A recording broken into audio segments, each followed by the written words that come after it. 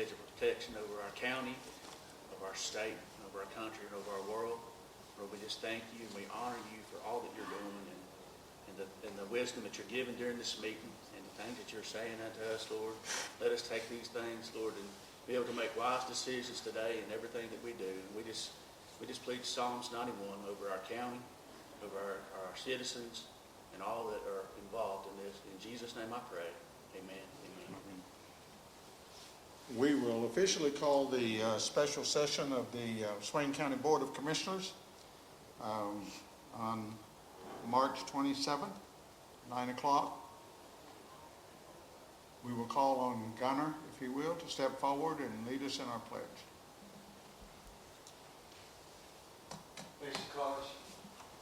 I pledge allegiance to the flag of the United States of America and to the republic for which it stands, one nation, under God, indivisible, with liberty and justice for all. Thank you, sir.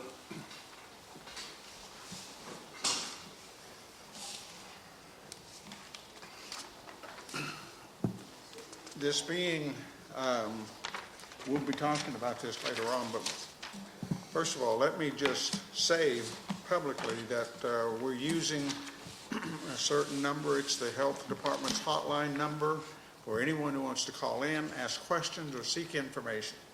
So you can give a call to 488-3198.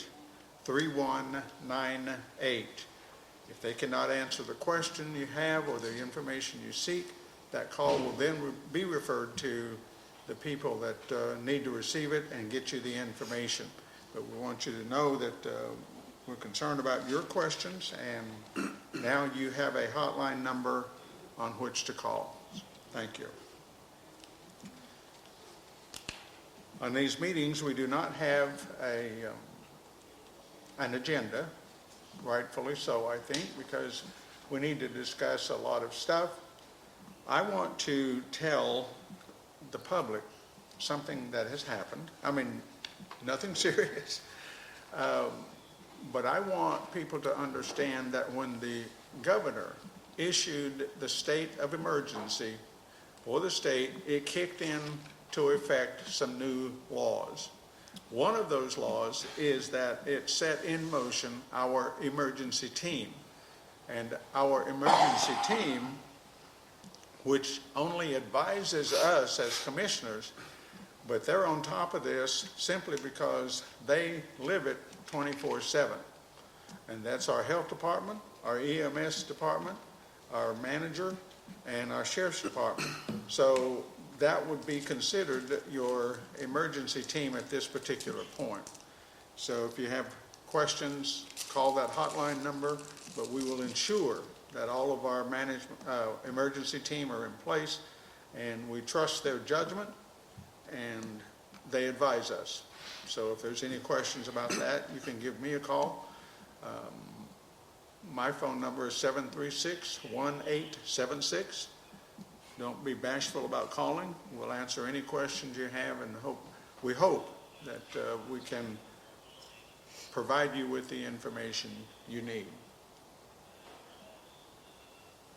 What we will do at this particular point is hear from David and Allison and see if we have anything new going on. So David, would you mind? I'd like Allison to do the situational awareness please first. Okay, that's fine. Good morning. Good morning. Yesterday, approximately 2:15, 2:30, the State Health Director, Dr. Elizabeth Tilson, and the Director of NC Emergency Management, Mike Sprayberry, did a briefing. You may have all listened to it or read afterwards. Yesterday afternoon, there were 636 cases in 57 counties. The average age is 41. We have 50 hospitalizations and 2 deaths. Only one of those deaths are actually reported in North Carolina. The other one is reported in Virginia, for the state that they primarily live in. And the other death had underlying medical conditions as well. There have been approximately 15,300 labs completed, and there are over 15,000 labs still pending. With that, our labs, they said anywhere from 3 to 5 days. It is taking at least a week to get those lab results back for those that are being tested in Swain County. The Mike Sprayberry, the NC Emergency Manager or Director, said that 48 counties have EOCs activated, 95 counties and EBCI have declared local states of emergency, and there have been 2,500 resource requests across the state. He also did say that the White House granted Governor Roy Cooper's request late Wednesday for a federal disaster declaration for the COVID-19 pandemic in North Carolina. This declaration provides public assistance to all 100 North Carolina counties, allowing local governments, state agencies, and eligible nonprofits to be reimbursed for costs involved in responding to the outbreak of COVID-19. As an update today, we did email, visit, call motels, hotels, B&Bs, campgrounds on Monday. We also sent that information to EBCI as well.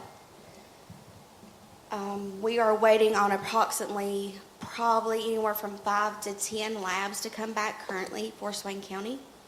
We were notified this morning. We do have a positive in our county. It is a part-time resident. They have been isolated since symptoms appeared, and then they were tested and went back home, and they have not left their home since then. When you say they went back home to their state?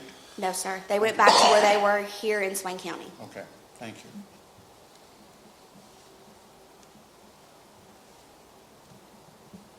Any questions, commissioners? Had that person traveled out of the, let's assume they were infected out of the county. Do you know that information? I do not know that information. They did travel here from another state, and then upon arriving here in the county, started to show symptoms, and then they were tested. Okay. You know how long they had been here from the other state? When they first started showing symptoms, about a week. About a week.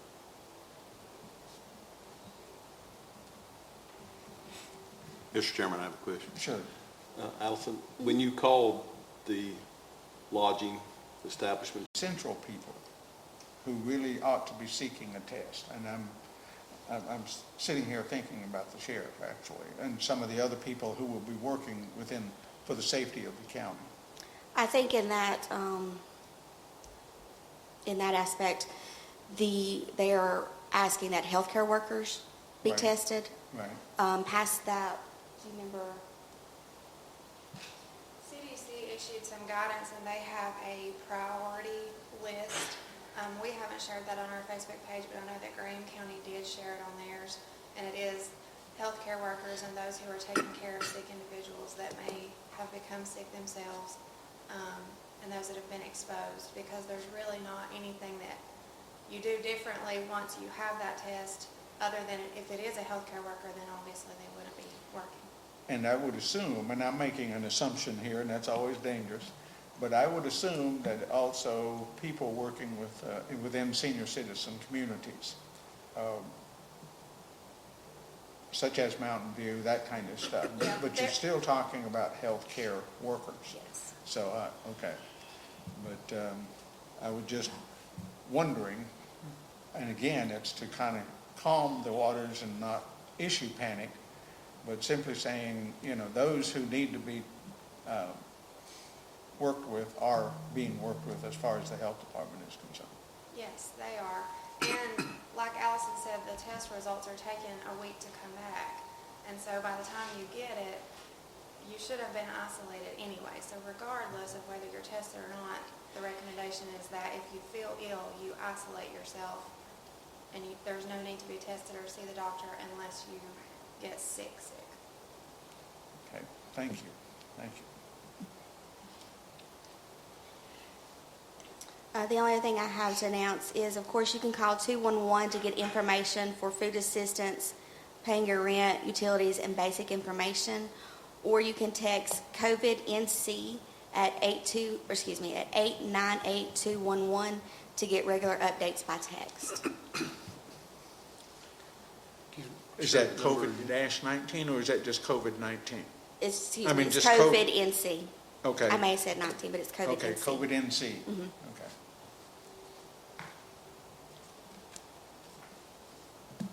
Anyone? Okay. Any other questions at this point? Thank you.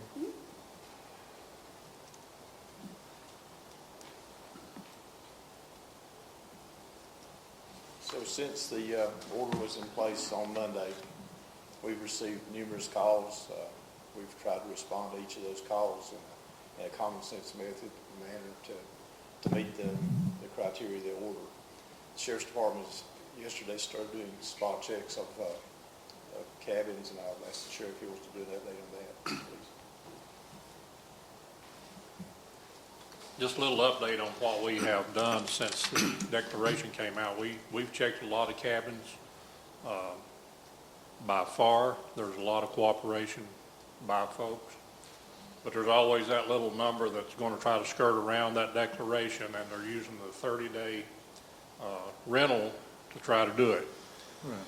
As of yesterday, I didn't know this when we had our emergency meeting yesterday, so we were going to come back to you all today and tell you we didn't have any more recommendations, but I do have one, is to amend the declaration to say that no rentals beyond the date of the declaration. And that will eliminate that skirting around that 30-day clause in the declaration.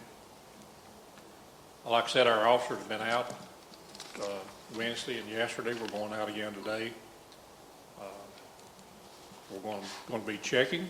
We've told them we're going to be back to spot check, and so far so good. What brought on my recommendation to you though today, I personally talked to one of those rental agencies. They've got their doors closed, but they had a service number, a customer service number on the door to call. So I called and told the lady that we were just checking to make sure that their renters were gone. And she said, well, they are, but we're going to start the 30-day rental. So that's going against the spirit of the declaration. Right. Just on another note, we've checked Ingles, IGA, Bojangles, Burger King, and McDonald's early in the morning, 7:30, 8 o'clock. And at those times, there are no out-of-state cars in any of those businesses. They're all North Carolina tags. Now, that doesn't mean they're all Swain County residents. They could be here from somewhere else. But the declaration is working. It's going to take a little time to get it full effect. But again, I'm going to recommend that you all go back and amend that 30-day clause so we can nip it in the bud, as Barney Fife said. Right. Is that it? Gentlemen, let's go ahead. Commissioners, go ahead. I'm sorry. Go ahead. I'll also echo what the sheriff said. I do feel that the order that was in place Monday is working for Swain County. I feel like we've lessened the travel, which was what our goal was in the beginning. So I think that is working. Big picture, working with state emergency management to look at a regional and statewide effort. There's a big plan being built for hospital surge. One estimate, and we hope this is a high estimate, is that there'll be a 50% hospital surge, which means if a hospital has 100 beds, they'll need another 50. Again, we hope that's a high estimate. But we're working with the state and our regional partners, looking at sites to set up surge hospitals should those be necessary. The state has a volunteer hotline open, and I'm sorry I don't have that number with me, but I'll furnish that. A volunteer hotline open for healthcare workers to call and volunteer to staff and man these things. As of 5 o'clock yesterday, they had 500 healthcare workers vetted that they were licensed in North Carolina and capable and qualified to work in these things. Wow. So, a lot of plans going on for this thing to get, worse than it is now. So as we look forward, we probably want to keep that in mind. Well, I thank you for that, David, and I also I know that there are people out there who want to volunteer. I just had another name that I will send to you after this meeting who is offering his services to volunteer. And we've had others, and I don't know if you can assure them that they will be placed on a list or, when needed, called on. Yes. The other thing we're doing locally is we're working, and hopefully we'll have it operational by Monday. We're looking to set up a food donation site. We're looking to have it at the Family Resource Center. Someone who has extra food or is willing to purchase extra food to drop off, it will distribute it as needed throughout the county to people who's out of work or, may have a need for food. Hopefully we'll have that operational by Monday. Okay, good. Regarding the food pantry in Birdtown,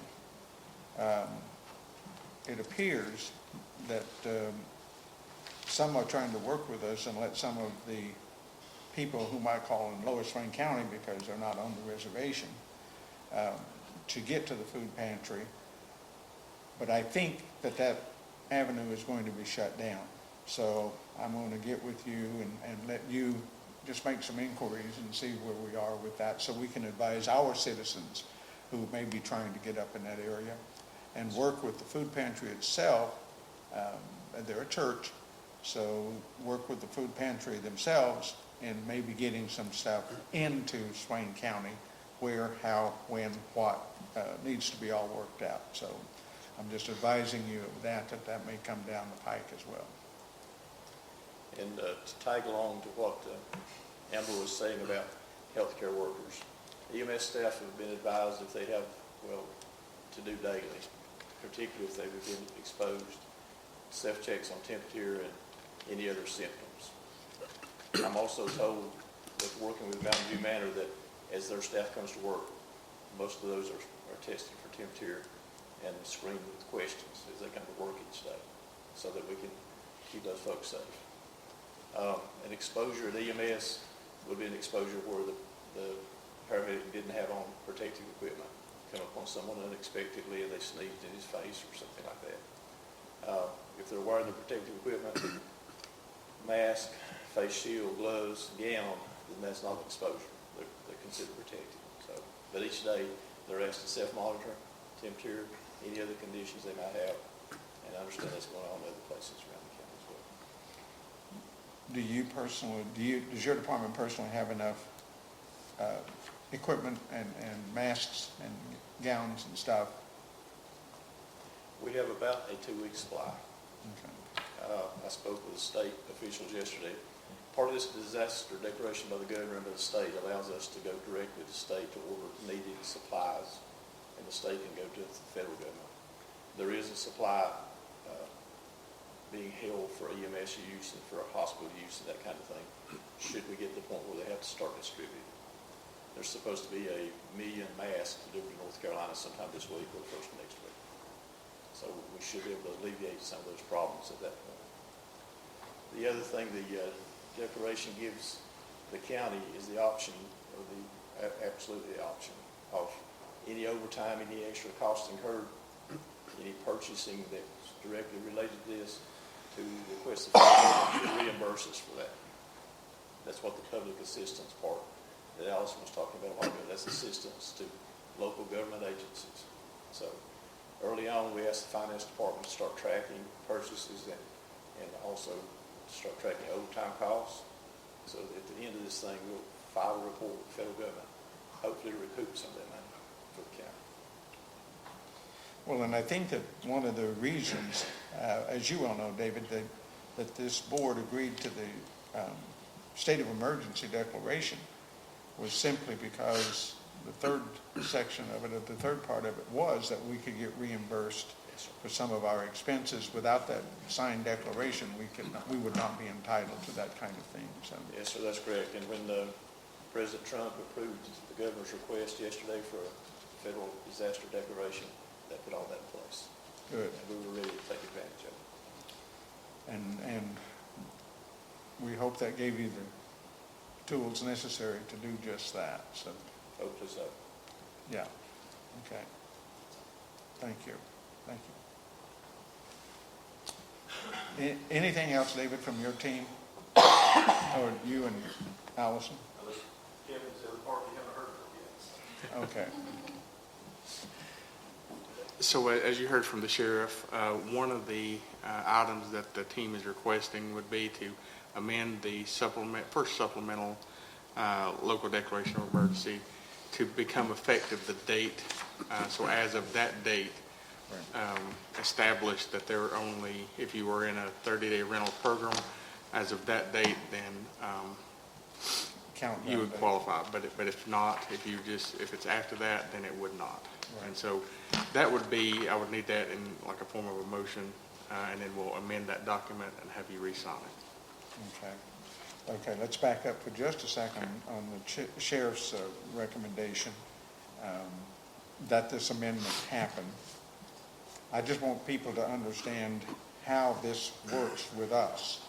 We've got a team in place, and that team was put in place by the emergency declaration by the governor. And so we take your recommendations seriously. We still have to pass it as a board of commissioners. They're not usurping our authority.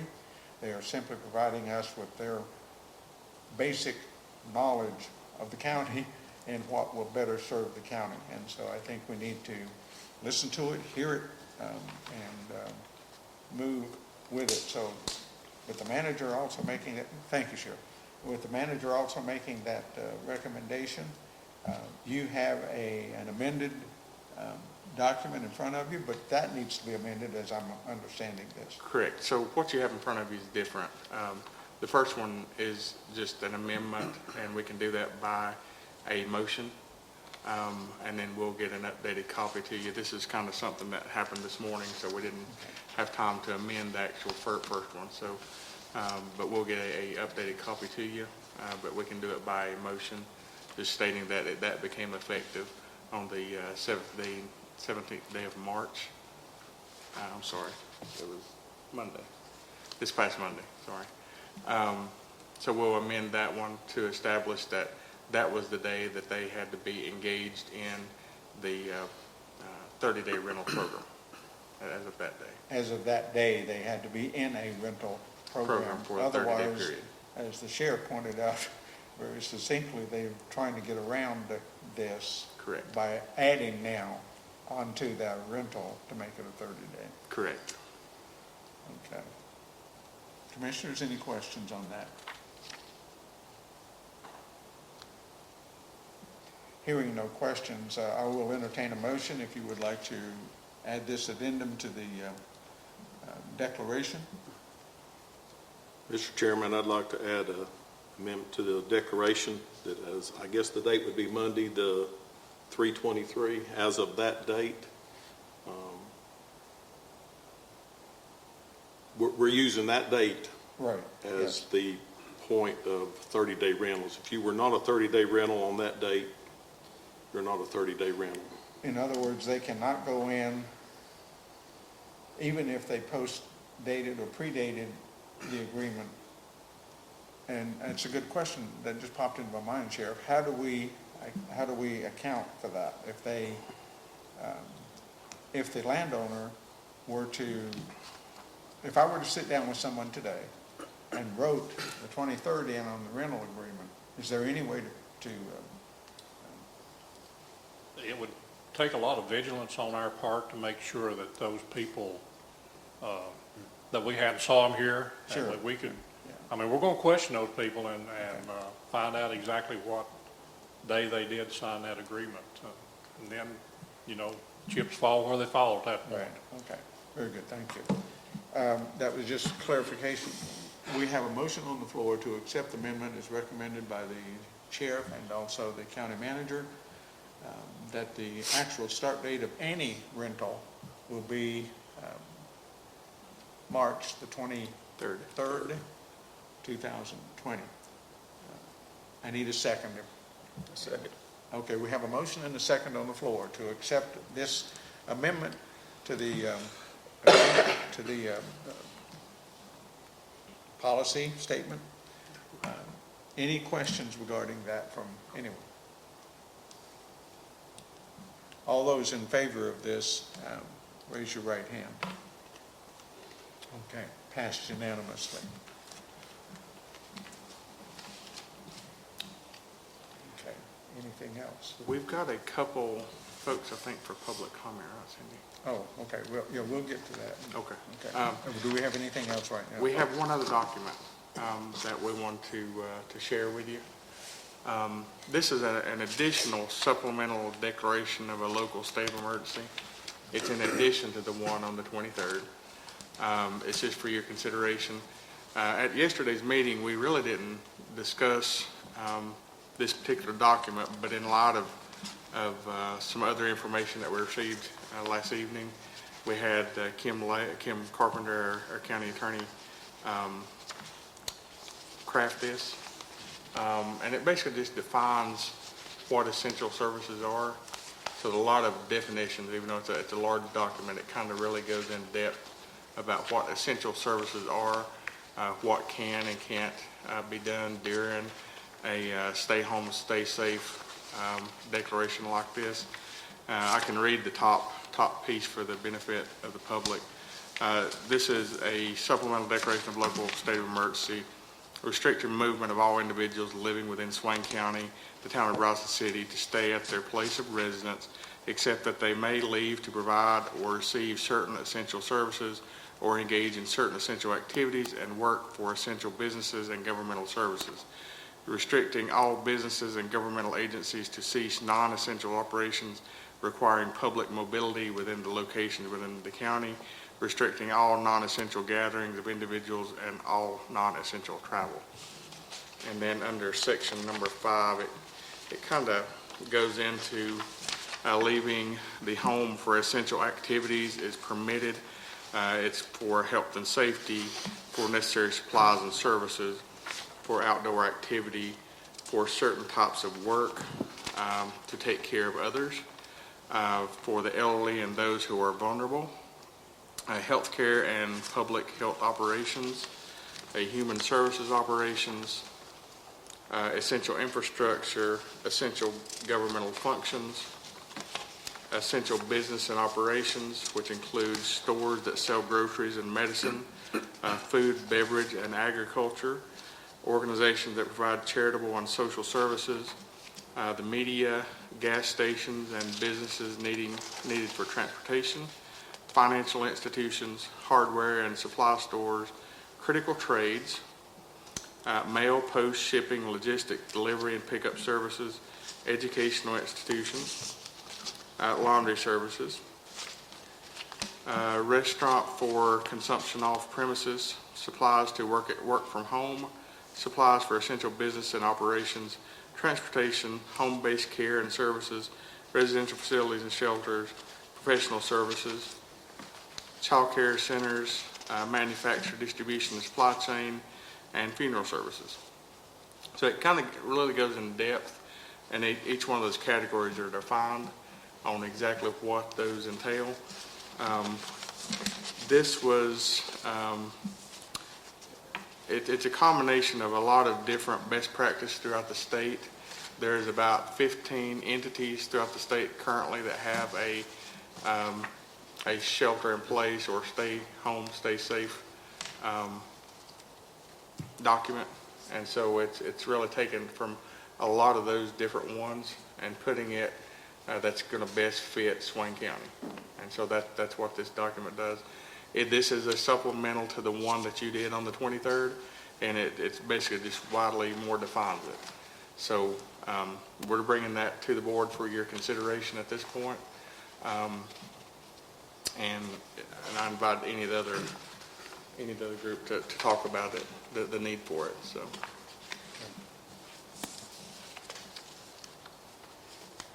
Do you think it's self-explanatory, David? Is that what you're...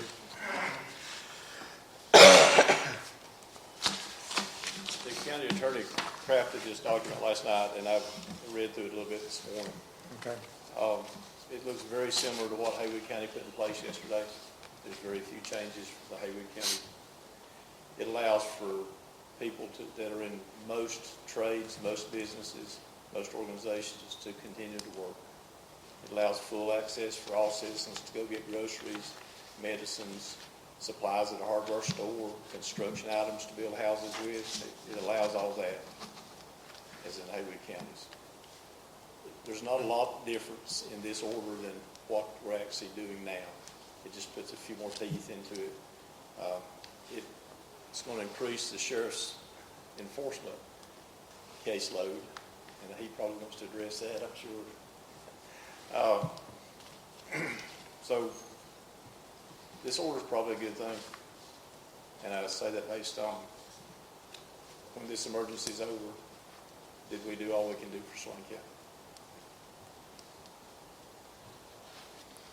So essentially, this is a stay home, stay safe order. This is stay home, stay safe order, with enough exceptions to where we can still fully function as a government, as families at home.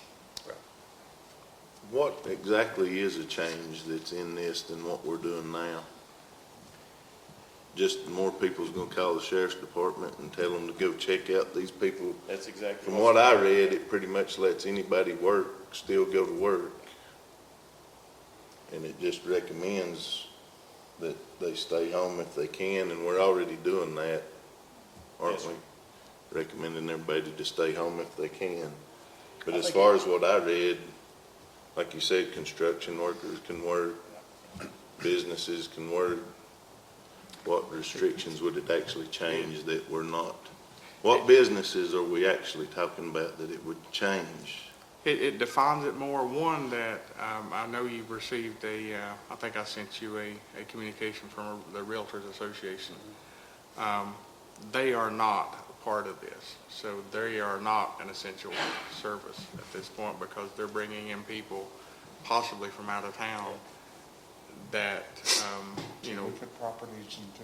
correct. And so anyway, they are not a part of the professional services. So that's one category that you will probably be hearing from. But they are bringing in, we've witnessed it, bringing in folks from out of town, even during this crisis, that are looking at houses in our community that are from out of state.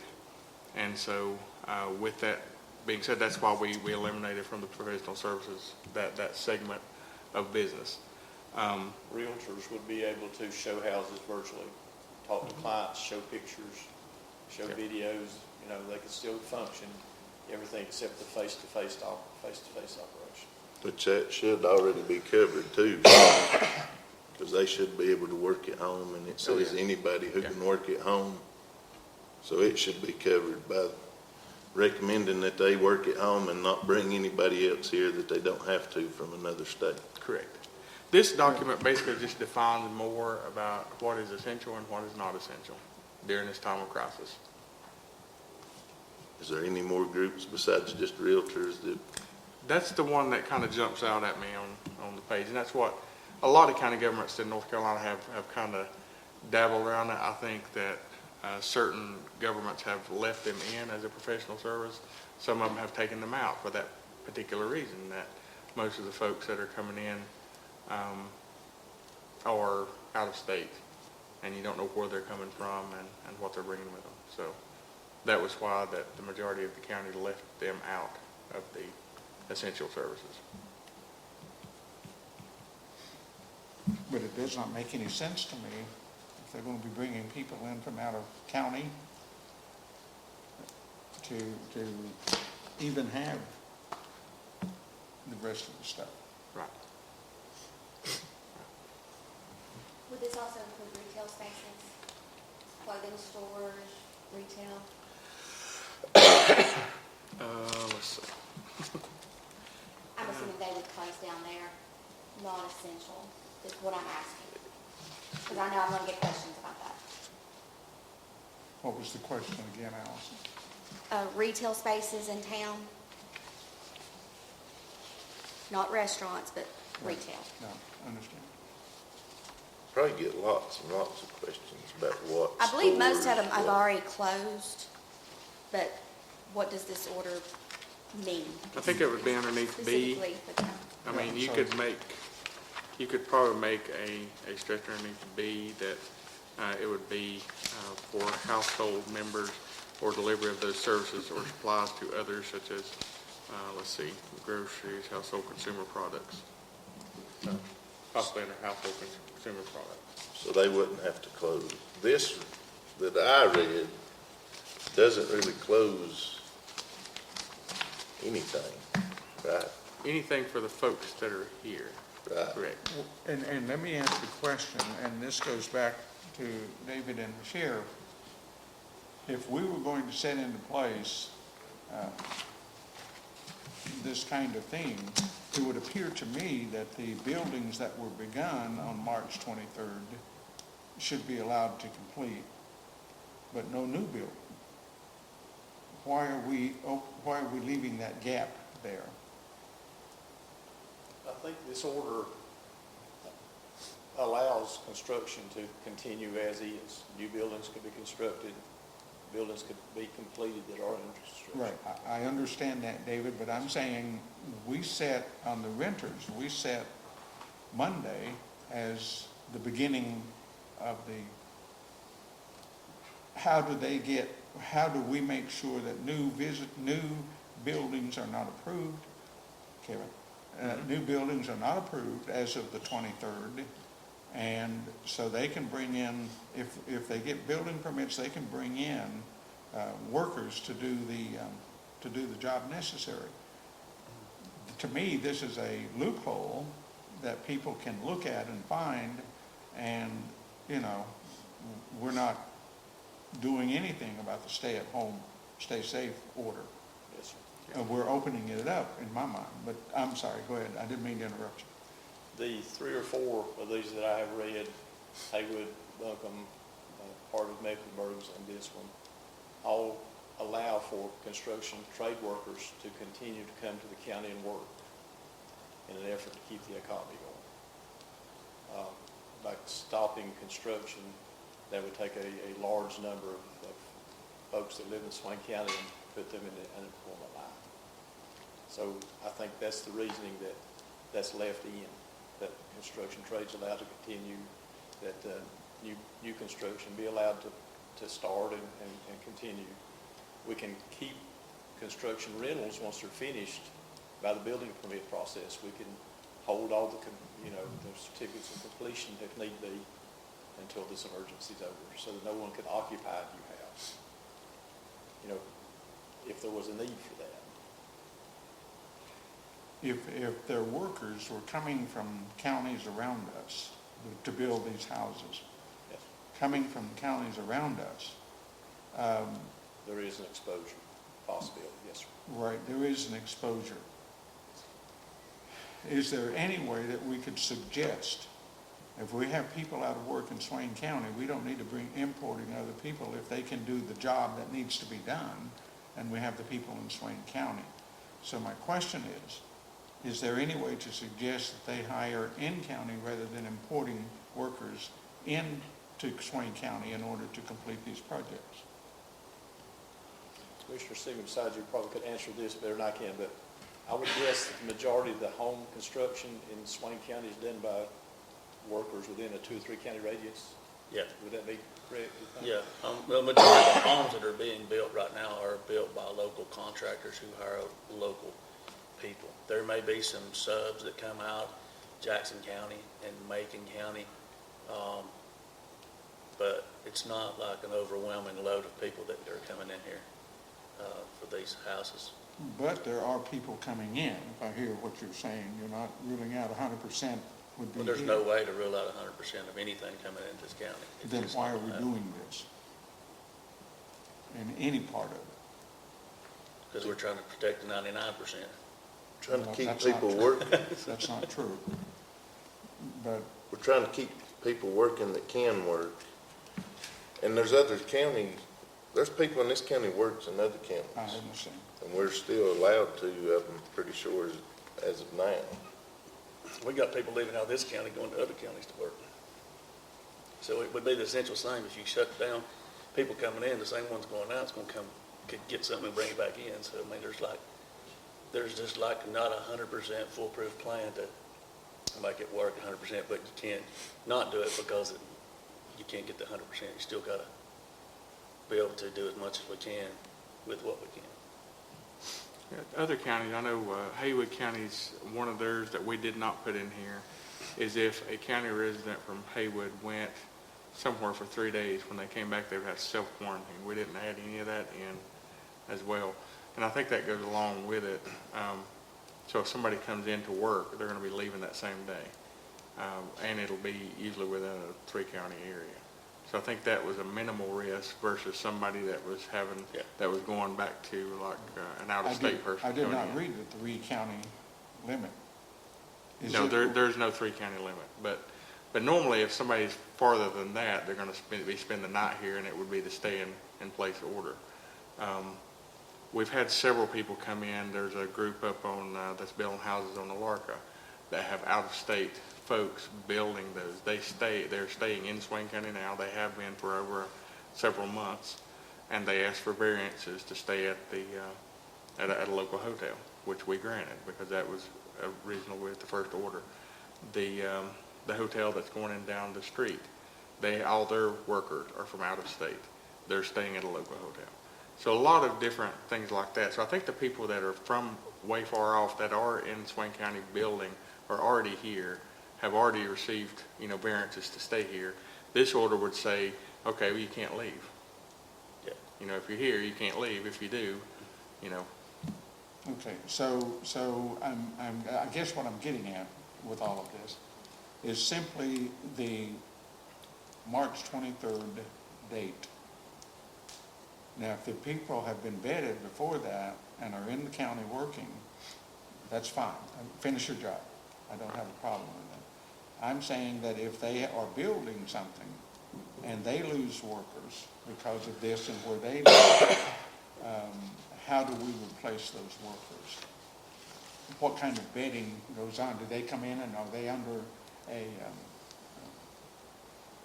period of time, that they have to do that, the 14 days, or, see, I'm just kind of getting confused with all of this wording going around, and, I'm just trying to get it to understood so the public can understand it. there's nothing in this document that would prohibit that construction company from gathering other workers from other parts of the state or the country to come in and work. So that, no, it would not do that, because you still have the potential to bring in people. We don't know what's going to be taking place. Even if excuse me just a second, even if the people came in and Allison's department said that you're under a 14-day quarantine, limited or whatever, they can only be on the job site. They can't go really anywhere else because they're under that quarantine. And so it doesn't matter then from where they come. Well, it does, but it doesn't matter from where they come. They would be immediately placed under the quarantine. They could go to work. They could still work. But that quarantine, I think, is a very important part of this in protecting our citizens, if indeed that's what we're saying we're trying to do. The only other thing we could add to this is to limit the, if you wanted to put a 2-week moratorium on building permits, you can look at doing that, and that would slow down the progression through this event. So. Okay, thank you. Allison, I do have a question for you. As we go into this and look at this, is there a possibility, is it even possible to do such a quarantine on new workers coming in who have not been vetted up to this point, who are coming in after March 23rd? A self-quarantine or an issued quarantine, is that even possible? I don't know.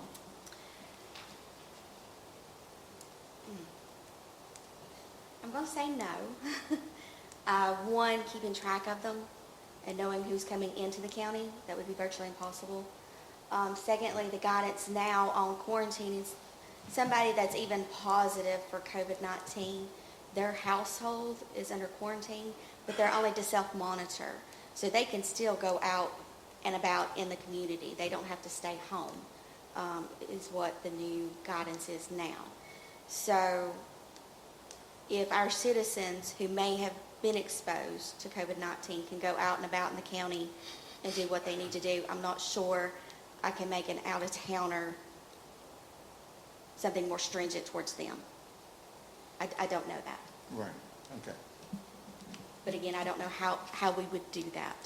It would appear to me that the employer who are bringing these people in would have to be in touch with you at the health department to Yes, say that they they're would. bringing in new employees, and to say that if they quarantine, and quarantine is such a scary word anyway. It's self-monitor. They would self-monitor Self-monitor. themselves for fevers or respiratory problems, such, anything like that. Right. So, but it would appear to me that if the builder were concerned, that they could work with you and when they bring in new workers. If they don't bring in any new workers, there's no problem. But when they bring in new workers, and if these new workers had no illnesses but still needed to stay separate with their crews, and I'm asking you because I don't know. I mean, but it appears to me that something like that could be worked out just for the new workers coming in who've not been here working as of March 23rd. That's a possibility, and even then, I would actually refer it back to the building department because they would know what's being built and who's coming in and what the contractors or who they're using, more so than I would. It would just be on faith-based for me if someone contacted me. But Kevin in his office would know. But your resources and working with your resources, that's what I would hope you would do. You've got to coordinate and build your team of trusted people, and if that's the building department, it's the building department. But to me, the issue is the overarching issue here is there any way that we could build that? You do it anyway. But is there any way that we could build that just to ensure people, or assure people, that we're kind of on top of that? I mean, we can request that contractors notify us of anybody that's coming to work from out of Bryson City, Swain County area. We can do that as a voluntary basis. You can require it. So that just depends on what action you want to take. Okay, but if we required it, my question boils down to, can you make it happen? We can pass it, but can you make it happen once we do that? Working with the building, working with other people, and just make a request that they inform you if new workers come in. We can make a database of that, of people, if the contractor will call us and notify us. Now, when it goes past that point that they do not notify us and you've required it, then that goes to the sheriff's department or the police department for citation, because my office would not be able to do that. Right, I understand what your limitations are. Sheriff, what's your take on that? Let me go back to the very first about the stay home, stay safe. Okay, I'm all for staying safe. If y'all do issue a stay home / stay safe, it's going to dissuade a lot of these people that have no symptoms, they're not ill, they're not going to be able to go to the drive-through, they're not going to be able to go carry out, and these businesses that are struggling, they're going to fail. I mean, they're relying on those people to frequent their business and bring money in. My opinion on Sure. that. I agree with the stay safe, and that's common sense. right. And instead of making it a declaration, you might want to consider making it a suggestion, a recommendation, without making it an order. That takes a lot of burden off us also when that happens. I mean, we're going to do our job, but, pretty soon you're going to overload the wagon and we're not going to be able to push it. I agree with that. One thing, so one of the things is food, beverage, and agriculture, so they will be able to still go to the drive-throughs, just like they are now. Right. But pretty much. Yeah. All this order really does is define it more, and exempts non-essential services, which we've talked about, the one that kind of jumps out to me, is the real estate. But as far as everything else, it's pretty much exactly like what it is now. And it does encourage people to stay home, encourage people to do social distancing, and be mindful of their surroundings. So that this basically just puts in paper, I think, what message you want to convey. You know, we think it's best for you to stay home. We think it's best for, if you do go out, you can go here, here, here, and you're relatively, you know, as long as you have social distancing, should be, that's just our recommendation. So it is a recommendation, but it's more of a, you know, order at the same time, where you have it in black and white, and people have a certain level of security, knowing that the government is looking out for their best interests. Okay, we have a motion and a second on the floor. It's time for, thank you, Sheriff, thank you, Allison. It's time for either further discussion or take a vote if there are no more. We didn't make a motion, did we? No, Not on this. no. We voted That on was the other. That was the May 23rd, or excuse me, March 23rd. Okay. I'd like to ask, I haven't seen in there anywhere, we're having a lot of folks concerned about the county buildings, about allowing people in. Should that be a part of this, if we consider that? Yeah, if you look at non-essential services for governmental part, of course, they're pretty much widely defined. With this order, we will be closing the courthouse functions, which would be the tax office, register of deeds, and the DMV, license plate agency. We don't know at this point how long. Right now, I would suggest at least 14 days, starting Monday. This building, of course, will be closed. Essential services are going to be your sanitation, any public, public safety official, of course, are going to be essential services. The folks that are in these buildings would be working in their office, just closed to the public, and we will have all of the policies and protocols for social distancing put in place. We might have to do staggered staffing to help us through this protective order.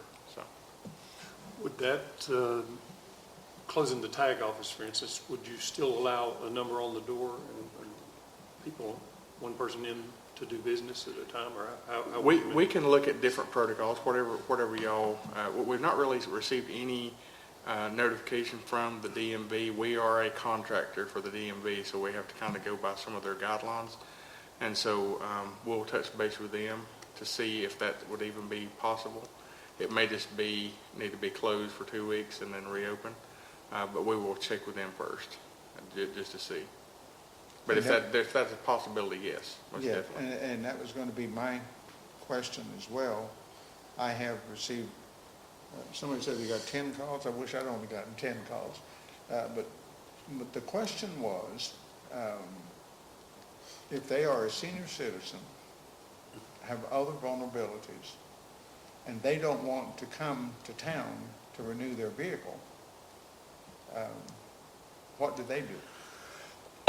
So I guess my question is, unless the state does it, we can't extend for them any time.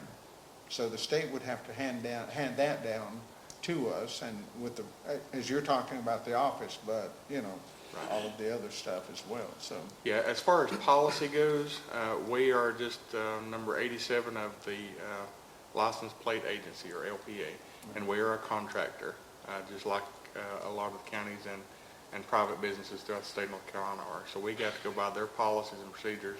The only thing we can do in this, of course, a state of emergency, we can probably close the office.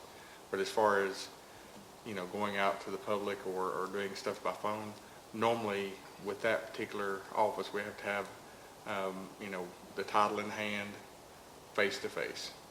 And unfortunately, that's just the way the nature of that business. Okay. Danny, anything else? Anyone? I'd read through some of this, just skimming through it, and I think it really pretty much lays out a lot of stuff it kind of puts words to thoughts. I mean, because people don't know what essential is. You say essential, people it's kind of. So I think this is what this is doing. I think we need to look at it as an order and not just a suggestion, because I've got all kinds of suggestions, but I think orders are what we're here for. If we just suggest things, then I don't know if that's really got any backbone or teeth to it at all. And there won't be a lot, I don't think, of people that will be completely out of compliance with this. If they are, then we'll have to deal with it when we get there. I think that's just one of the things we don't know exactly what some of this is going to look like, but that can't keep us from trying to do what we know is right.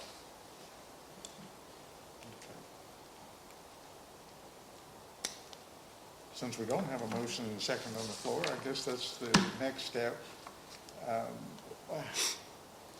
When we have not seen this, so we cannot act on it today. So would it carry over to the next meeting when we decide to meet, or next regular meeting, or what? You can, I know you've not seen it, and we can take time if you want to and go through each part of it. Since it is an emergency document, you can act on it today. If the board it may be an chooses. emergency document, and we could act on it today, but I don't understand it, and I don't like to act on anything I don't understand. That's fine. You can call a meeting Monday, if that's what you would prefer, and do it then, or one day next week. That's fine. And I've said that for myself. Let me ask the rest of the commission, or the other commissioners, what their feeling is on it. Mr. Chairman, I'll start if you want me to on this Sure. side of the table. This is a supplemental declaration of local state emergency. It has to do with restricting movement of all individuals living within Swain County, the town of Bryce City, to stay at their place of residence, except, and so on goes on. And then it explains what those are. I don't necessarily have an issue with that whatsoever in us passing that today. And then I would think that we would actually then go ahead and meet again early next week as well to continue to be updated and continue to see how everything that we are putting into place is working. Give us time to receive concerns from citizens, to turn over to the Sheriff's Department and Health Department, county government. I, for one, myself, think this just explains what we're trying to do anyway. So myself, Mr. Chairman, I would be in favor of going ahead and voting on this at this meeting this morning. And in addition, Mr. Commissioner, if I may say, we can come back if we run into problems and amend it anyway. So it's not really locked in or locks us in. We can come back and amend it should that need arise. I think you're absolutely correct. We've already made an amendment from Monday's meeting to this one, and so if whatever day we choose next week, Tuesday, Monday, Tuesday, whatever the first part of the week, we'll have 3 or 4 days here, or 2 or 3 days to whatever day we choose to reassess what we've done. So I think it shows for me, I think it shows the citizens we're working and trying to stay on top of this. I think by passing this supplemental declaration of restriction of movement would be prudent for us to do. That's my opinion. Also, as I'm speaking, though, I'd also understand that it is a Class 2 misdemeanor to violate these laws. And I talked to Sheriff Cochran, and that goes on your record. You pay a fine. So we want people to take this seriously as well. Well, and I think that that's a very good point, Commissioner, that you raised. We're not just sitting here because we don't have anything else to do today. We are concerned about the safety of the county and the people, and we do want them to take it seriously. And I think you're absolutely right with that. I agree with Roger. I think we need to go ahead and get this thing in place. If we're going to get it in place, come back. I'd say we meet again Monday morning, 9 a.m. on that. And then I'd say we meet again at least by maybe Wednesday, maybe 2 or 3 times a week, because this thing's changing every day. And we gotta be ahead of this game on this thing. And we can, I don't think there's anything you're about to come back and just really destroy this and do something different. It's gonna be a little amendments like the one we done today on the date for the 30-day rentals. That's, we didn't see that in our last time, so we put it in there. So, I'm in agreement with, we vote on this thing and get it going. As an ordinance or a, Amendment to the, amendment. Well, I'm in agreement also. I would say that if we need time to sit here and go through this for an hour, or however much time we need to spend, if everybody needs that, I agree with Roger. We need to go ahead and move on this. Cameron? I don't mind voting on it. I just don't see that it explains everything as well as everybody says it does, because we've asked questions already about what the essential things are, what it's going to change that we haven't got in place now. I don't believe we're going to be able to, I don't like restricting movement. I don't like the way that even sounds. I understand, but we all are taking this serious. I've got family members also that are in danger or at higher risk of this, but I do not see that this does anything different than what we've already done, pretty much. And I wish people would just be considerate of us when it comes to coming from towns or cities of other states here. They're not being considerate to us. The only reason I could even vote for the other part, closing the rentals, was because people weren't being considerate of us. We don't have the facilities to deal with our people. Yeah. We do not need a flow of people here. But I do not see that this does anything really different. And I've read it, and it's like, I mean, any different than even what the governor said about essential businesses and stuff already. Yeah, and I have to agree. I think we're doing this, and, you know, if I may disagree with you, Danny, for just a second, I don't think sitting here reading it and going over it line by line really captures us going home, thinking about it until the next meeting, and because ideas and things formulate in your mind, and when you're trying to even defend or argue your point of view, it takes everything away, and you're not concentrating on this anymore, because then you wind up in a disagreement that is so unnecessary. So, okay, I think we've discussed, sure. One other comment, just, so our emergency team at yesterday's meeting did not come up with this document. In fact, we were kind of at the consensus that what we were doing was working. And is working, it is working. It is.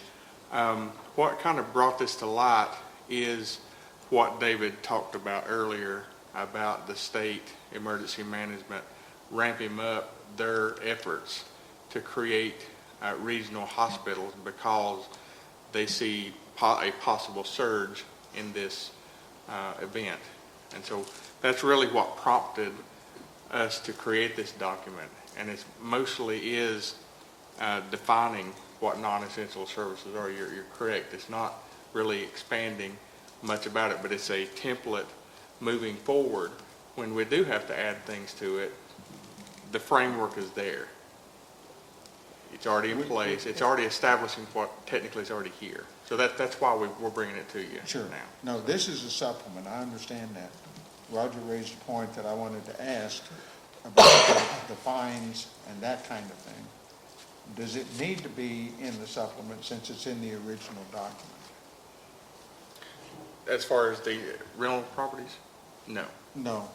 As far as if you don't stay at home and there's somebody that decides to report you, what you're causing on the last page of this document, my question is, it does sound harsh, but to reiterate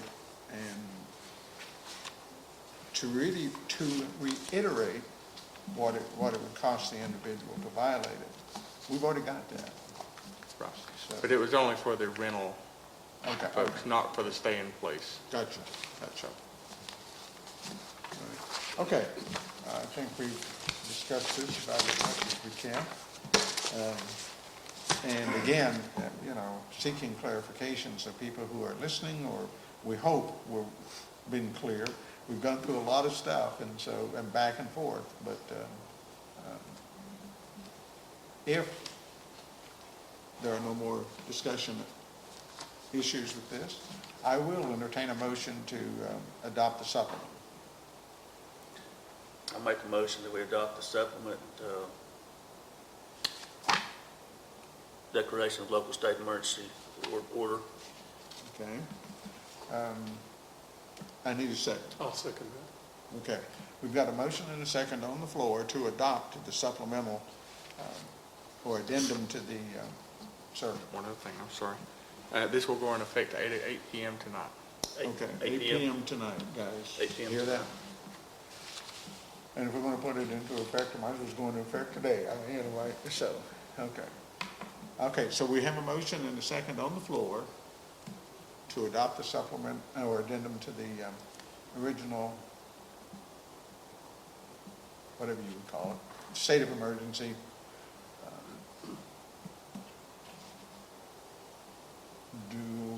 Are there any other discussions? If not, then if you agree, I will ask you to raise your right hand. And that's 4. If you disagree, please raise your right hand. Okay, so it's 4-1 that this is passed.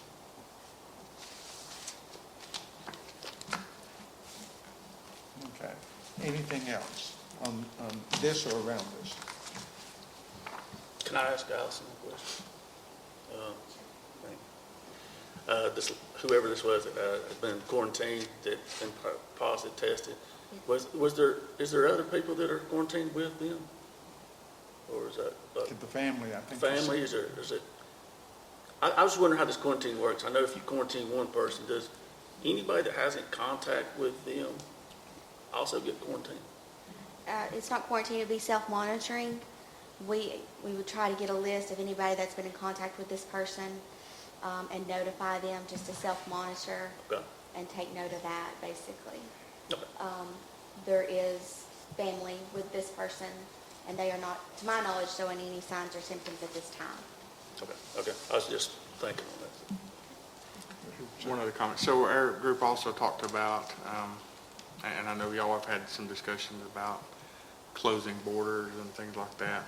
So just let you know, for the public's benefit, that we are looking at all aspects. At this point, we've determined it would take 48 deputies to do manned stops at each one of our, in the county. So we don't have the force.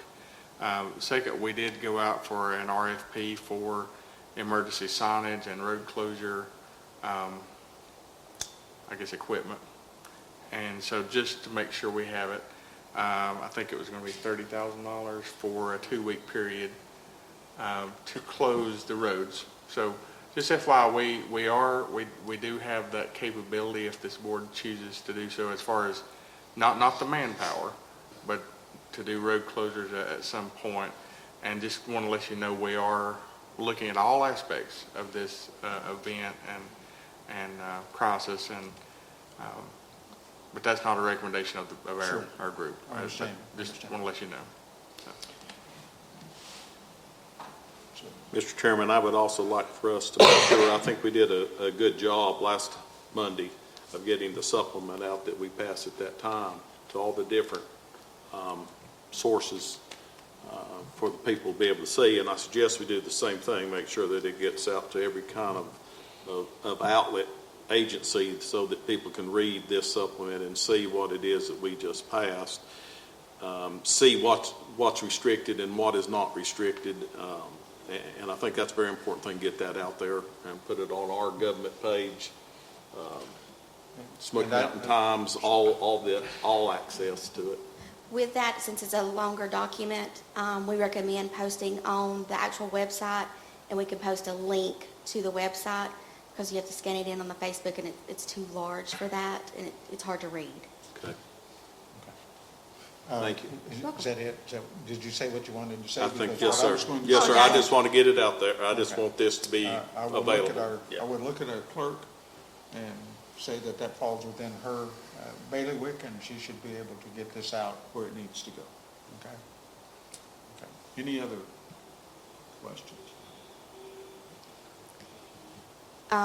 If we are going to meet next week, the first of next week, I would ask that we meet at 10 or after lunch.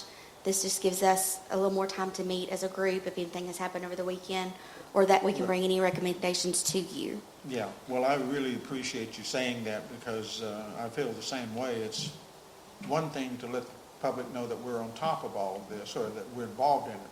It's another thing to give you guys time to do due diligence. So I agree with that, and we can, I think we can do that. What would be a good time for the team, for you guys? Do you prefer morning or after lunch? 1 o'clock.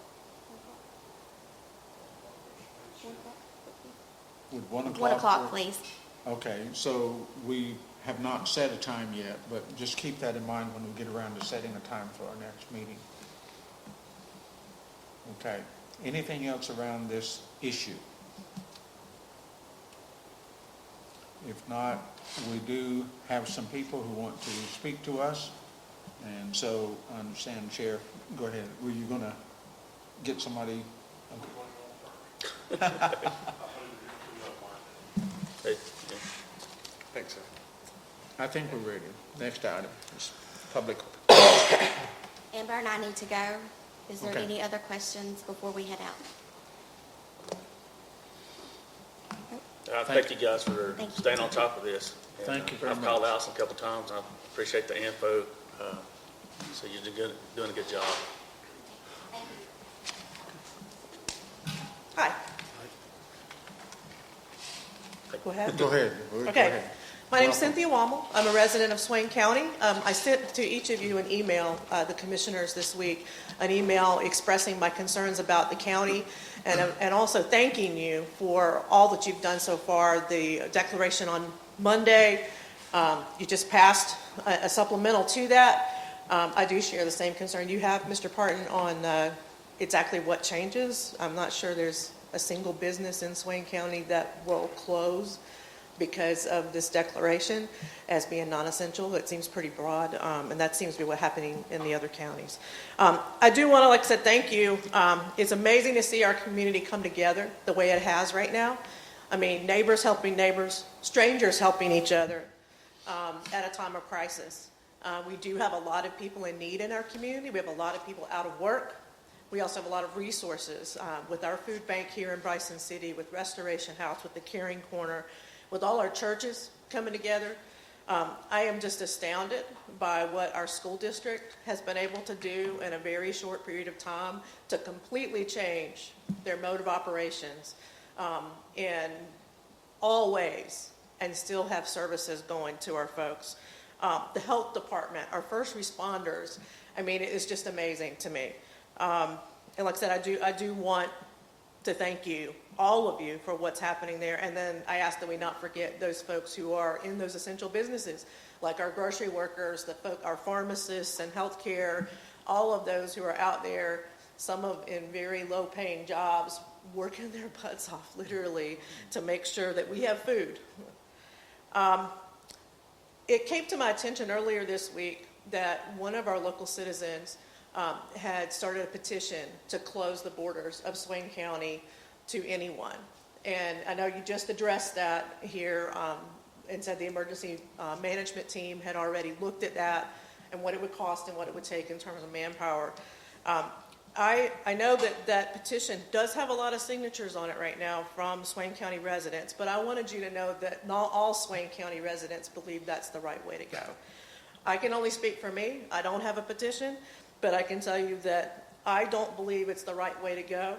And I think that I would rather have our scarce resources that we have in our county, whether that's our law enforcement, whether it is anyone else who works for the county, spent on other positive things than trying to keep out somebody who we don't even know who or what they are at a time when we are part of a larger community.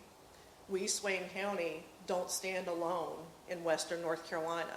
As several of you brought up during the meeting, we have people in Swain County who work in other counties. We have people in other counties who are essential personnel in our county. They are our school teachers. They work at Ingalls. They are people who are our pharmacists. They're everything. They're healthcare. If one person crosses, it's a porous border. We also haven't talked about the people that would need to get through our county to get to other places, whether that is to Graham County, to Macon County, to Cherokee County, wherever it is they would need to go, and how those people would be taken care of. Are we really going to stop everybody at the border of Swain County and check their temperature? Oh, wait, that doesn't work either, because you can be asymptomatic and already have COVID-19. So I just wanted to say I don't agree with that, and that I think that we're stronger together with the other counties in Western North Carolina, and that we shouldn't try to go this alone. We need to be a team with Jackson and Swain, with Jackson and Graham and Macon. And remember that we are all neighbors. We have families in those counties. We have friends in those counties. We have church family members in those counties. We have coworkers in those counties. They're not the enemy. We should let them come to our Ingalls and shop. We shouldn't say you can't. And they should allow me to go to Lowe's if I need something that for some reason Clampett's doesn't have. They have almost everything. But if they do not have it, I ought to be able to go to Lowe's in Jackson County and get it. I don't want them to tell me I can't do that. And I don't want here for us to be saying, you are others, you're not important enough. We only care about people who actually have Swain County on their driver's license. I think that's the wrong message to send at a time when the nation is in crisis. We need to be caring. We need to be safe. We don't want people spreading, but we need to do it in a way that's compassionate. Thank you very much. Thank you.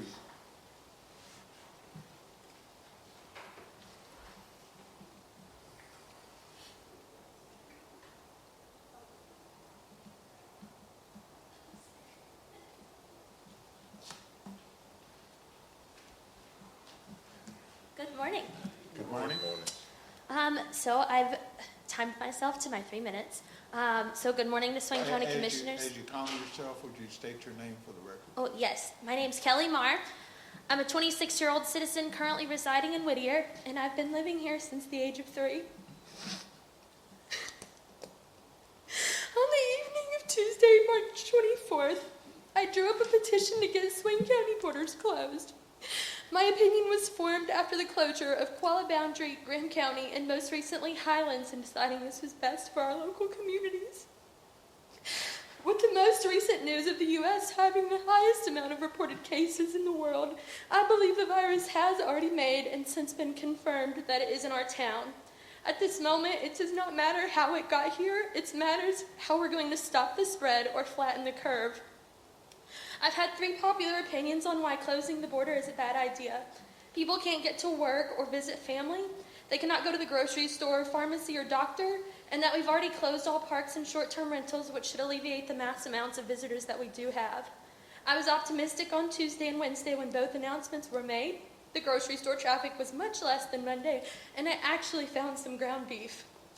My response to these challenges: number 1, if your job is essential, you will be able to travel in and out of counties. This is what Graham, Cherokee, and Highlands are doing, and I cannot see why we would be any different. 2, if our borders were shut down, that does not mean no one can cross the line ever. It simply means that the entrances will be limited to the locals of Swain County. And similar to a routine traffic check, a driver's license, long-term rental agreement, or a job ID are just a few of the options that I imagine could get us through the border. And as previously mentioned with your addendum to the declaration, that covered my 3rd point on that part, with the 30-day as a Monday. So turning away visitors is the last thing that I want to do right now, but at this moment, I feel it's in our best interest to do so. And if all surrounding counties are on lockdown, our citizens cannot get in, but their citizens can come into our county and use our resources and possibly expose us even more. I know that our staff is limited as well as our resources, and with there being many entrances in and out of Swain County, I've attempted to come up with the simplest solution. We would need a total of 5 closed roads, 3 manned blockades located at exit 67, which is the main exit, Margie Hyatt's garage, catching all traffic coming off exit 64, as well as those traveling back roads like Lower Alarka Road and Buckner Branch, and Highway 19 at the pull-off just past Darnell Farms and Walker Woody Road, catching traffic from Ela and Hyatt Creek exit. And then the 2 unmanned blockades located at the east side of Old River Road, allowing residents to access the west side, and on Tom Branch Road of Galbert Creek, which limits accessibility through Deep Creek. I truly believe the sooner we take action and the sooner we get back to our normal lives and routines. I've printed out a copy of what I've said today, as well as a copy of the petition to give to you, and I ask that you please consider this and all information in the upcoming decisions that need to be made. I would like to thank you for your time, as well as everything that you have done for our community as far as the outbreak of the coronavirus. I know myself, as well as others, really appreciate your time and effort to help our community. And I have these. I just made a couple copies. Give them to the clerk, please. Thank you very much. Thank you.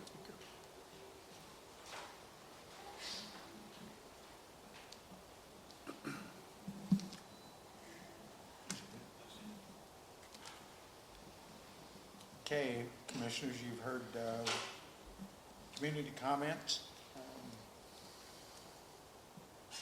I appreciate them saying how much they appreciate, we're all on this bubble together. And, we're learning as we go as well as they are and everyone else. And so I guess when I ask questions, I want people to understand that I'm trying to get clarification. If I understand it, I'm sure the public would understand it. So that's part of what it is. Gentlemen, do you have anything else to add? Sheriff, David, do you have? In an effort to assist the sheriff and all of us, I guess, in my thought process, the order we put in Monday and the order we put in today are an effort to restrict the movement, and that's what's happening. It doesn't sound bad, Commissioner Parker, and I agree with you. Are we going to be 100% successful? We are not. Now, if we can stop 75% of it, I would say that's highly successful. So, as the citizens in the county are thinking about the orders that we have in place and starting to make phone calls, understand that we're getting the most of the traffic stopped. We have so far. We've heard the sheriff say they've done surveys and looking. There's not as many out-of-state cars here, which was our goal. So the citizens of the county, if we can ask them to have a little bit of patience as we're going through, and they see someone they think shouldn't be here, they're going to call and say, well, somebody check it. And if it's a concern, absolutely, right, Sheriff? But at the same time, if they would give us some time to make this work, and with the understanding that we are not going to be 100% successful. Well, thank you, Sheriff. Did you want to add to that? Or? We are definitely in uncharted waters. This is kind of learn as you go situation. Hopefully, if we ever have to face this again, we'll have things in place that will eliminate a lot of this, these meetings and trying to get plans and procedures in place. But I appreciate you all too. I mean, you've worked hard to try to do what you think's right for Swain County, and we're gonna do our best to try to fulfill those orders that you put out. And I think we're gonna be a better county when this is over with. I think we're gonna come together, we're gonna grow, and just be better for it. Well, let me thank you, and I also want to thank David, but let me thank you and your crew, your staff and deputies, because we could pass anything we want to pass. But if we don't have anybody to go out and enforce it, then it doesn't do us any good. So we're counting on you and depending on you and waiting on you to come back with good advice. I thought that was an excellent recommendation this morning, and we thank you very much. David, that takes nothing away from your crew or your staff, because we know that emergency responders, emergency personnel are they literally are on, not the front line, but they're on the line. And we need to try to ensure that they have all of the equipment that they need in order to respond to the citizens of Swain County. So we thank you and Allison and anyone else, our manager, who is involved in this and helping us and guiding us. I think the emergency team is in place so we don't make any knee-jerk reactions or emotional actions, that we do what is better for the county. And, your recommendations give us time to sit and think about what's going on. So I thank you. Danny, do you have anything to say? I've just got one question. We can sit here and come up with lots of questions, I think. I just had a text from someone. And again, we're going to get, I think, barraged with the calls about essential services. Is there some place we should refer them to call to have that help be defined? For instance, I have a text from someone that mows lawns. Are they considered an essential service? How are we going to define all this? We got to take it one at a time, or how are we going to do that? This person is serious and wanting to know. It's a livelihood issue for them also. But To again, answer your question, we'll have to go back and look at the essential part. I know other counties have kind of toyed with that, the lawn mowing, landscaping businesses. In my mind, they are essential services because that would go. it's a health If you didn't, hazard to if you have. did, yeah, exactly. things It would be a overgrown. health-related part. If it didn't get done, then you could have possibility of rodents, things like that. So, But so many so in folks- my mind, it would be essential. Yeah, can't I do think that. Kim left that out. So basically, it is an essential service from our ordinance standpoint. There are other counties that thought it was not an essential service, and therefore they put a stop to it because there would be more than 3 or 4 people in a truck going to a site, and that was their logic. But I think we left it out. I think it's part of our essential services. But in going forward, we're going to get, I think, barraged with a lot of calls and then a lot of complaints about, well, you allowed that one to work in this. Is there an opportunity to set up a committee or something to We look have at? one, Danny, I'm sorry. Okay, go ahead. We have one, the Health Department hotline, 488-3198. They can call and get those kind of questions. If the person on the phone cannot answer that question, they would either go to Kevin or even David or Allison herself. So yes, the 488-3198. Also, I think that if we feel that the words what'd you call it? The people that mow the lawns and take it. Oh, essential service, or for the health. Landscaping, thank you. We need to get that, if it's important, then we need to come back and amend our thing and include them in there. Doesn't mean that we can do that for everyone, but I think that, I agree that it is an essential thing because a grown lawn attracts snakes. Well, I think we can make it arbitrary to where people can plead their case, Right. and we've got to look at it on an individual basis. Okay. Sharon? Mr. Chairman, if we're going to enforce an order, we can't have knee-jerk reactions. So I need a very specific list of those people that are considered essential. I know some of them are listed here, Right. but I don't want my officers going out and having to make a decision on site to say, Right. oh, I'm sorry, you can work, or sorry, you can't work. So I need that list, and that's what we're going to go by. Well, and thank you very much, Sheriff, and I agree with you as well, that it's our order, we put it in place, and so if that will help you better do your job, that's what we'll do. So, and I see the manager nodding his head, so I think he agrees, and he will come back to us at our next meeting with some recommendations, and thank you for that. And we'll get you a list. I do have something though. I know on our other emails and stuff where the state, which I know that some of the stuff is still held up and federal stuff is held up, which will also come down to the state, like the unemployment being expanded and stuff like that. Are we putting out the same way that we're gonna put this out, the avenues for people to go to get help with that? Because the state and federal is going to cover a lot of this stuff. Yes. Also, And I agree with you, and probably every commissioner here has gotten, but you, because your email is down right now.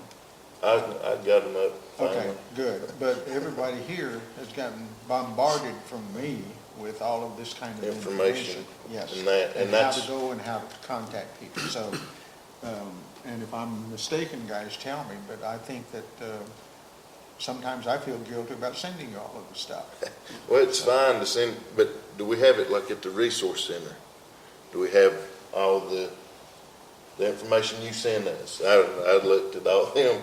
I told my wife, yeah, most of these are from Ben, but it's all information like that, and we had some other stuff from the state. Do we have that set up like at the resource center where people Can access it. or where they sign up for unemployment and stuff Right. through DSA, is social services, is that where they No, file for that's unemployment? through Employment Security Commission. They're Okay, doing, they're actually closed their offices here, so, They've closed here. yeah. So how do we help the people here who need to file for the unemployment? They have Online. there's a state number that they call. We need to get that out. And I'm agreeing with Kenneth at this point, Kevin. Is the Family Resource Center operating? It is operating, but I think we need to point them back to the 488-3198 number, and also the 211, and also if they have questions about the COVID-19 to do Right. COVID NC, where they can get the text messaging. I think those are the three outlets right now. For the 211, this resource center is going to be on there for the food service. Okay. So they're already on there for that. Also in 211, it's going to point them toward the state resources as far as unemployment insurance, anything that they need for unemployment or state services. So I think we need to point them in those directions first. And we'll be a filter. I mean, they can call the main number, our main number at the courthouse. We'll be able to filter them to the And right that number resources. is what? 488-9273. Okay, and then extensions for anyone they needed, how do they get that? I've listened to that and I find it extremely irritating, but, that's my personal. Yeah, we'll try to get a press one. Okay. Okay. So it'll be in the first string on the telephone string or tree, I think it's what it's called. I think if you press 0 now, it automatically comes to me anyway. Yeah, so we'll handle it in here. Okay, okay, that's taken care of in-house. Yep. Anything else that you have? No, that's it. And, well, the volunteer list stuff you tried to get started before, that we were in the process of making, it's been a while since we talked about it. Right. Do you have any of that? I'd like to see some of our communities be able, if there's anybody on that list Right. that's in. I think that we go back to the county manager and just simply say, because that was going with the Family Resource Center. So they do need to be open, and that people do need to be able to know that number. Yeah. So if that would happen. Okay. Anything else? I have, Okay. I just want that we had two people come in here talking about closing the county down. One was kind of for it, one was kind of against it. I don't know exactly what all that looks like. I know Graham County's looking at shutting theirs down today. I don't know if that's going to happen or not. I think there's some hiccups in that.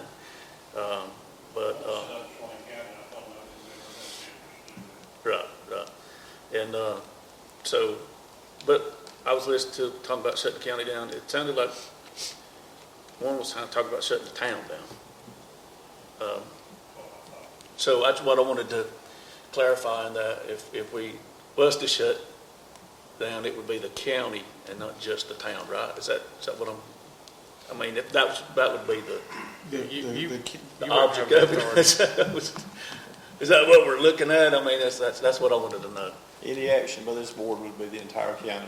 The Yeah. town board has the authority under that jurisdiction to shut the borders of the town down as well, should they choose to. Okay, yeah, that's just kind of where I was wondering, I knew that was a little bit If confusing. you don't issue an order to shut the county down, that would include the city also. The municipality would be included in that also, so.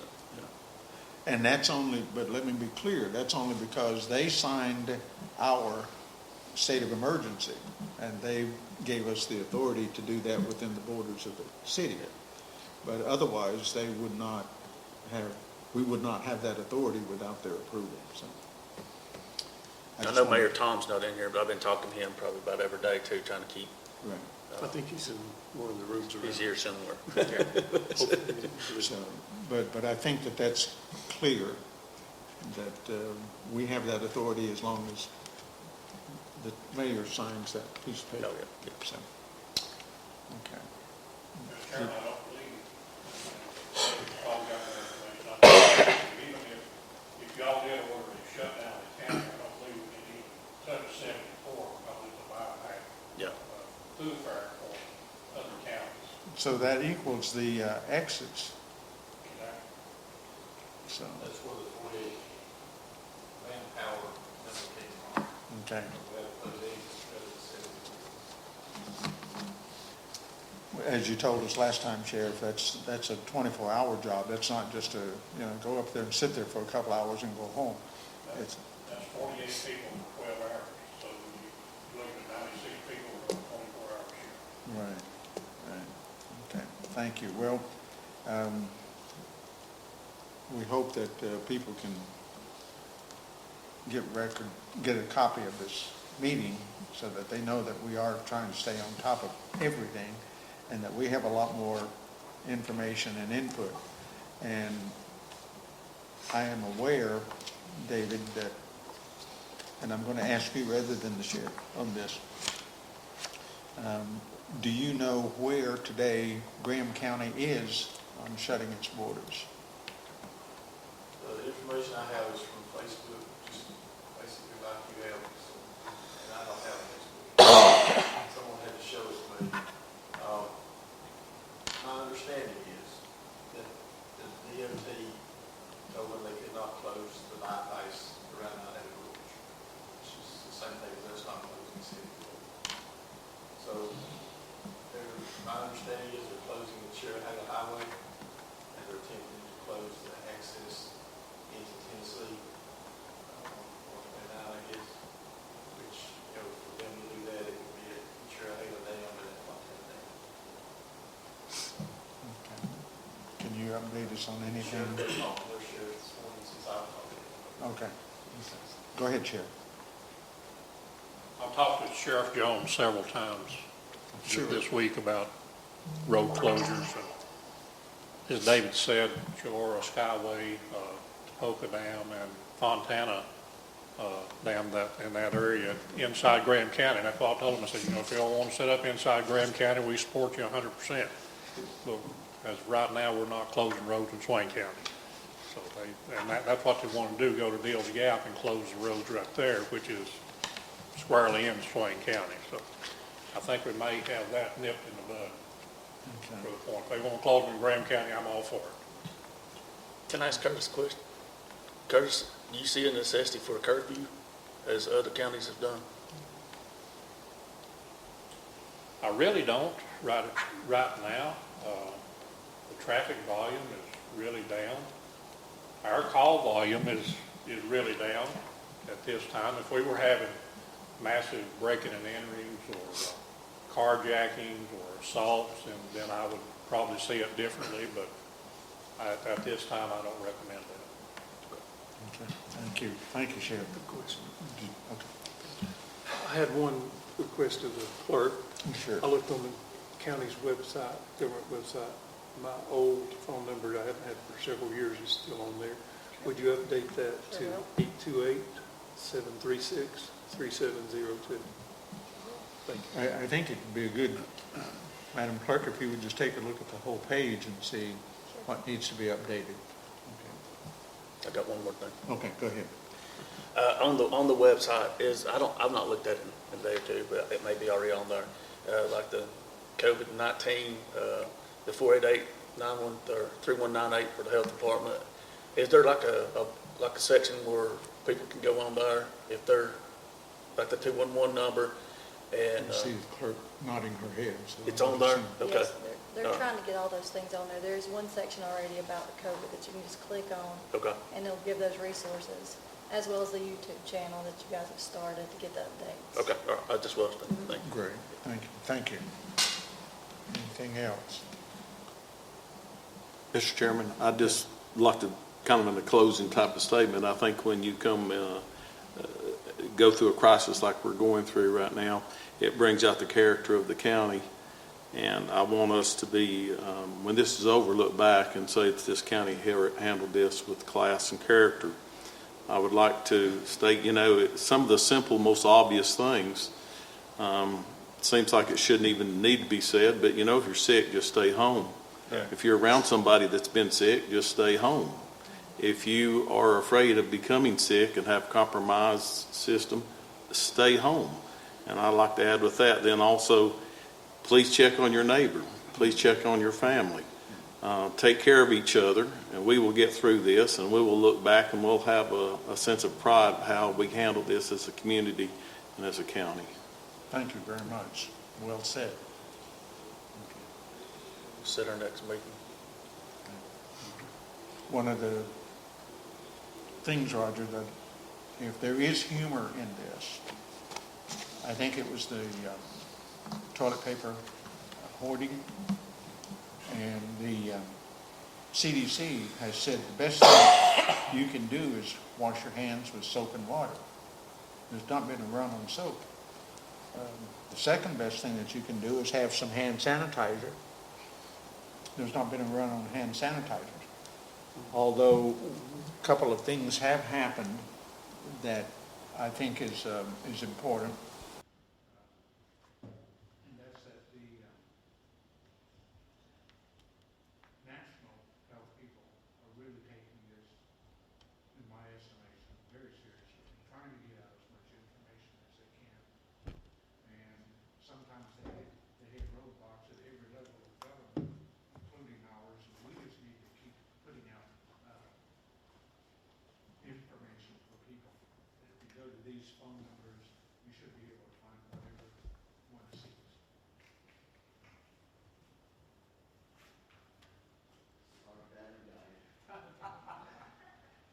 Okay. There's all, like you say, a little humor and everything, but there's a lesson in this also. Yes. If this had happened during the 4th of July, could you imagine if we would be in right now?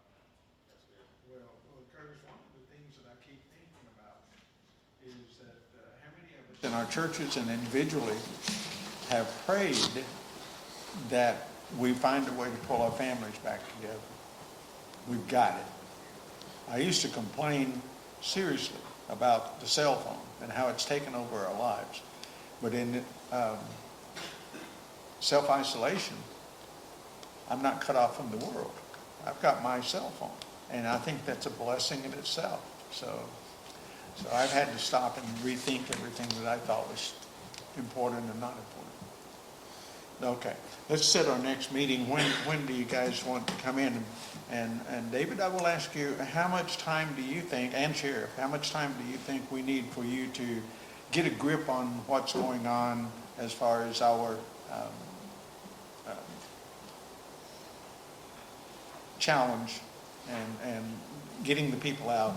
We got a lot of people out there who do call me and tell me that they've spotted out-of-state cars.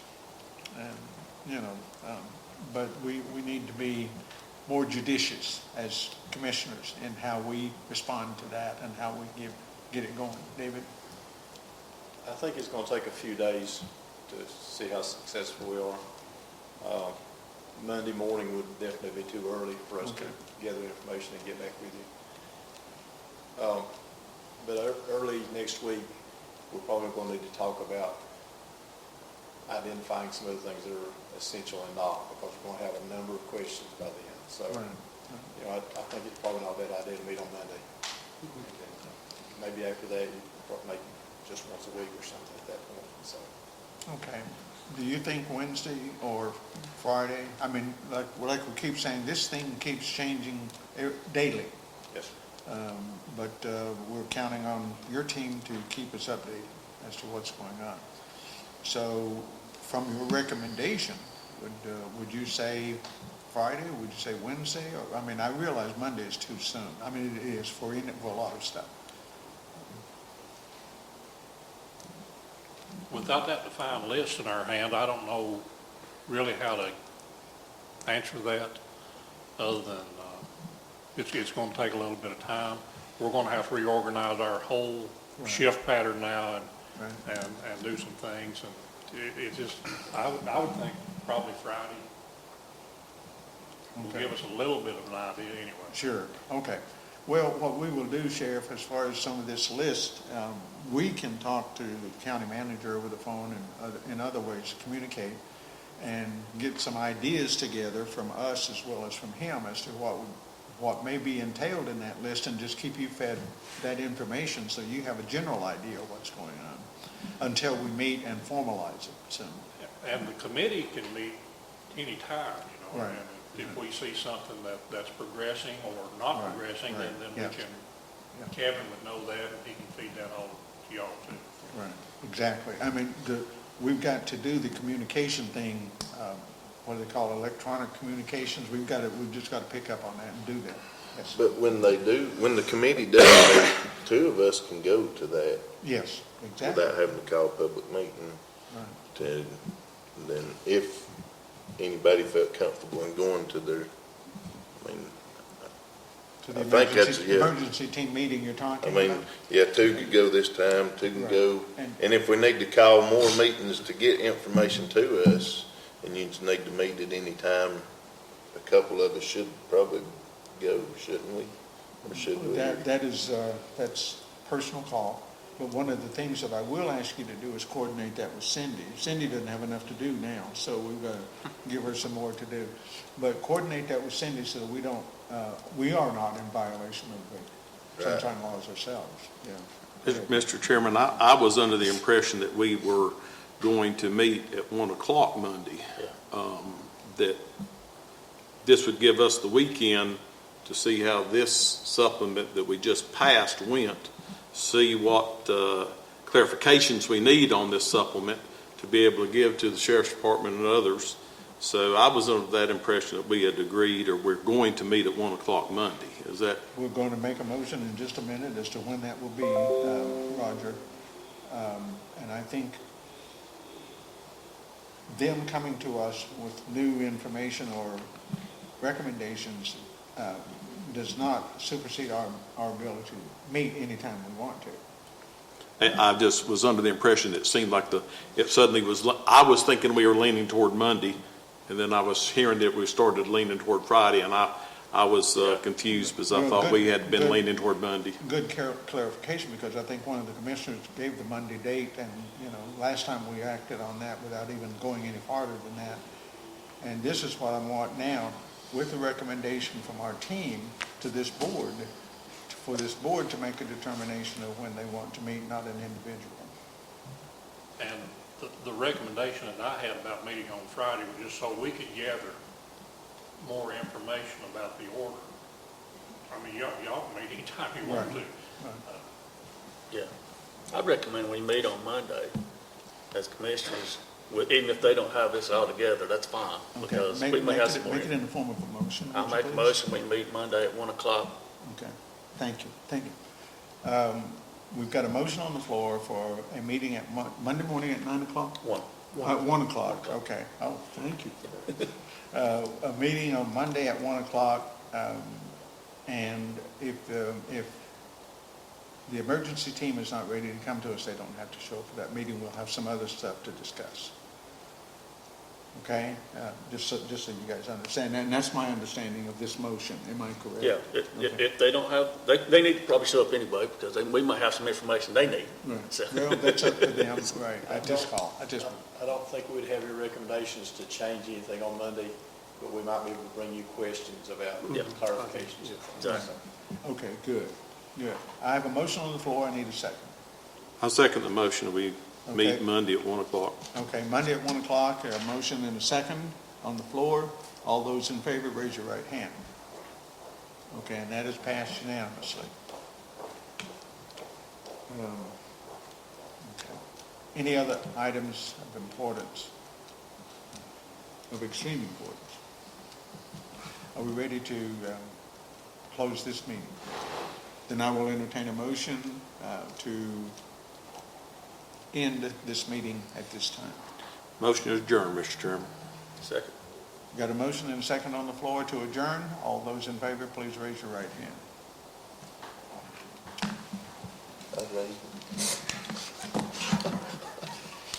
Okay, thank you, guys. We'll see you Monday at 1 o'clock.